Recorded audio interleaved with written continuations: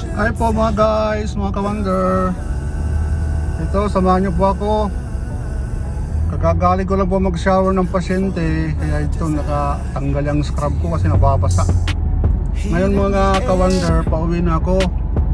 So, samahan niyo lang ako hanggang sa makarating tayo sa aking destinasyon. Para may kasama naman ako, pauwi.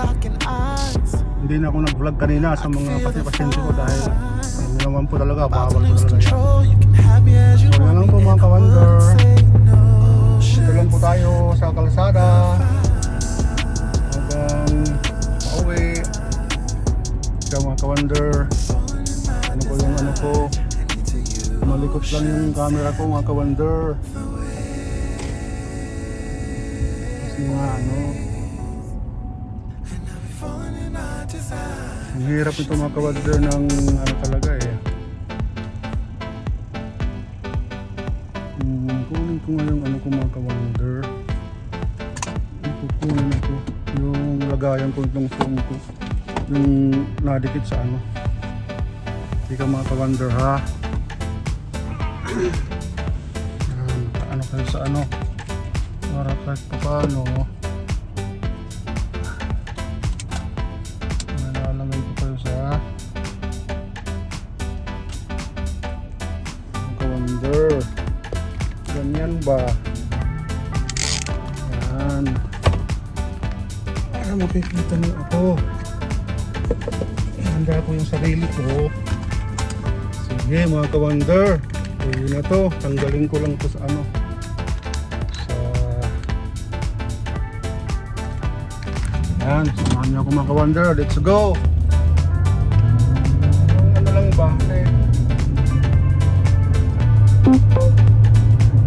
Mamaya mga ka-wonder, mayroon akong isang pasyente. Panggabi siya, bagong pasyente, 4 to 8 yata siya. Pero titingnan ko pa muna mamaya unang ano ko lang. Kung ang sabi ng agent, bedbound daw siya, bedbound. Tsaka lalaki siya. Kaya tingnan natin mga ka-wonder kung ano ang ano mamaya. Para kasi bagong pasyente yun.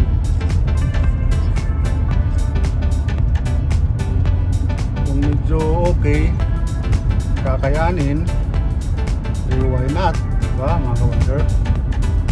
Kasi yun ang hanap natin eh. Pero kasi minsan namimili ako ng mga, siyempre kahit sinin ba naman kung mahirap talaga at saka mabigat, bakit natin pipilitin ang sarili natin? Eh lalo na ako, nararamdaman ako sa likuran ko, back pain. Kaya namimili talaga ng mga pasyente na hindi gaanong kahirapan ba, at saka ayoko na din talaga ng mabibigat. Although mayroon daw Hoyer lift. Ang Hoyer lift mga ka-wonder, malaking bagay din yan sa mga malalaking pasyente, lalo na mga bedbound, hindi na nakakatayo.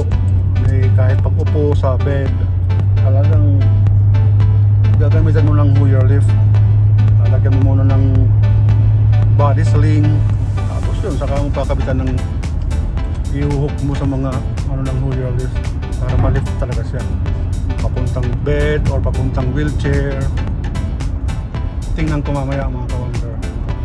Kaya samahan nyo lang muna ako hanggang sa makarating tayo sa tinutuluyan ko mga ka-wonder, doon sa kapatid ng bahay o sa yung sa bahay ng kapatid ko. Minsan mga ka-wonder, pasensya nyo muna ha, kung pagpasensya nyo na kung ang pagsasalita ko nakabulol-bulol, kasi minsan di mayawasan talaga yan sa mga vlogger eh. Ano kung mabibilis magsalita, kaya ano lang tayo. Nagpapasalamat ako mga ka-wonder kung madadagdagan ako ng pasyente. Basta wag naman sana, pinapanalangin ko, wag naman sana mabigat, wag naman sana kahirapan.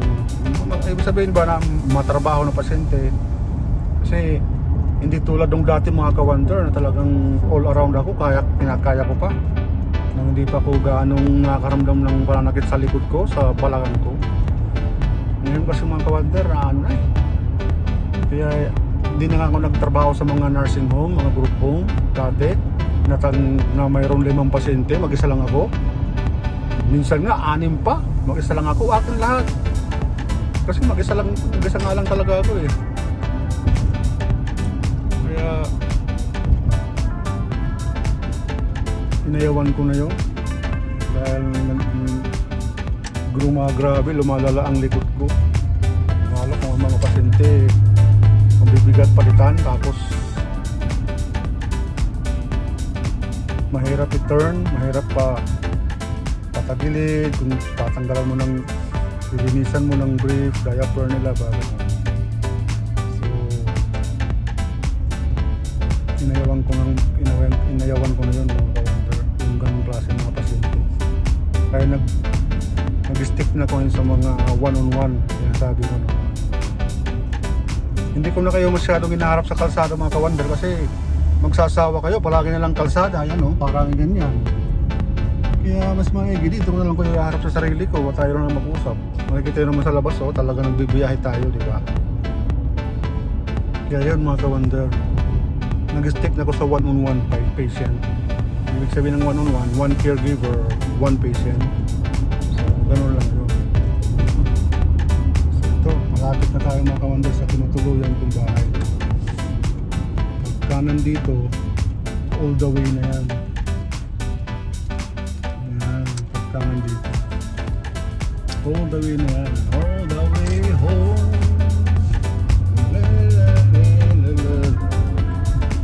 Yan ako ulit sa akin mga ka-wonder. Ngayon mga ka-wonder, titignan ko itong ano ko kasi unti-unti ko rin natututunan kung paano mag-edit ba. Mag-video edit na. Dahan-dahan lang ba, practice.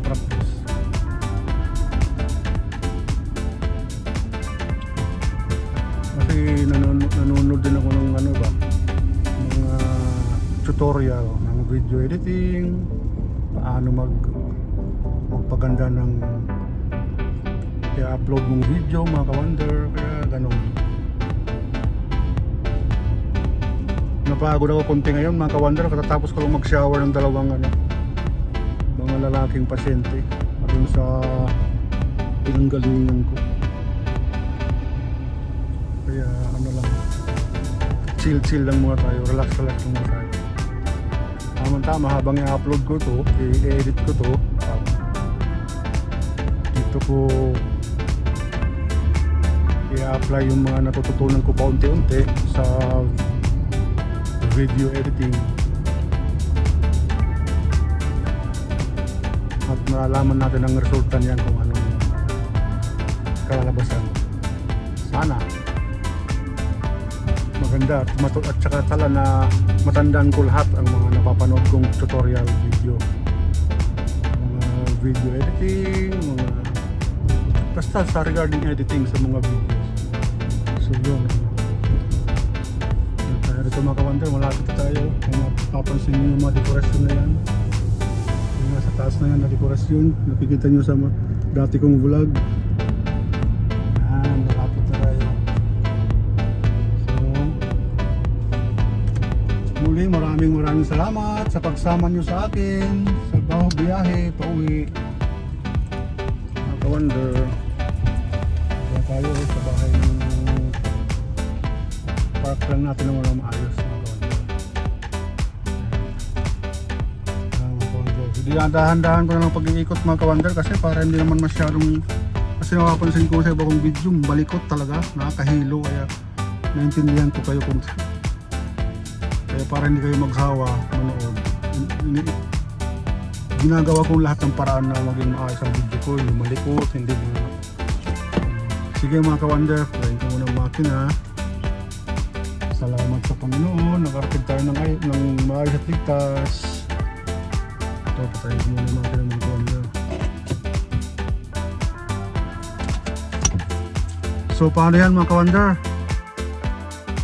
Hanggang dito lang muna. I-upload ko ito ngayon. Dito ko pag-i-apply yung mga natututunan ko unti-unti sa video editing, sa mga tutorial na mapanood ko. Sana makuha ko na. Nasa ulo ko ba kung saan pupunta, anong sunod, anong gagawin. So sige mga ka-wonder, God bless ulit. Kita-kits ulit tayo. Maraming salamat po.